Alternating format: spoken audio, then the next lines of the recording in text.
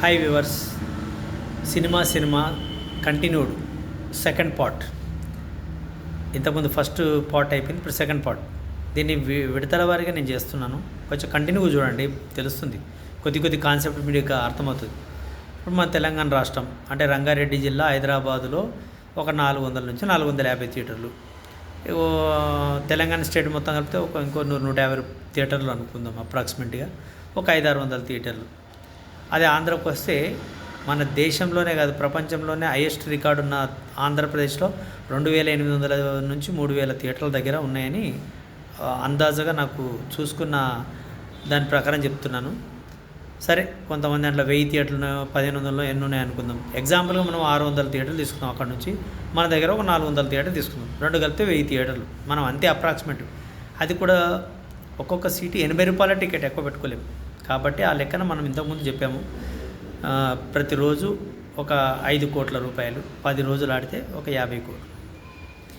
మరి ఇంత డబ్బు పబ్లిక్ నుంచి వస్తుంది.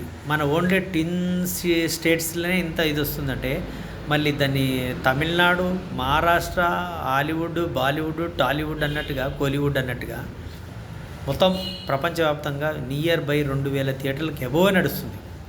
ఎంత డబ్బు చూసారా?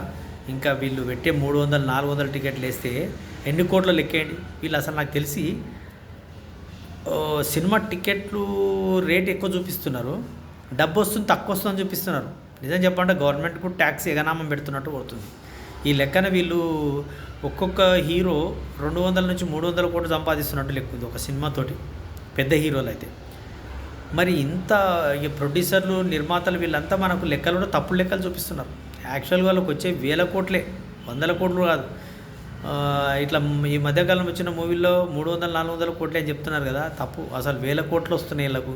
మళ్ళీ దీంతో ఓటీటీ ప్లాట్ఫామ్, మళ్ళీ అడ్వర్టైజ్మెంట్లు, బాబా ఎంత 1000 కోట్లు తెలుసా. వీళ్ళు ఇంకా జట్టు సొంత విమానాలు కొనకపోతే ఏం కొంటారు చెప్పు? అన్నీ కొంటారు. మరి ఇంత ప్రాపర్ వీళ్ళకి లాభాలు వస్తున్నప్పుడు ఇంకా ఏడుస్తున్నారు ఎందుకో నాకు తెలియట్లేదు.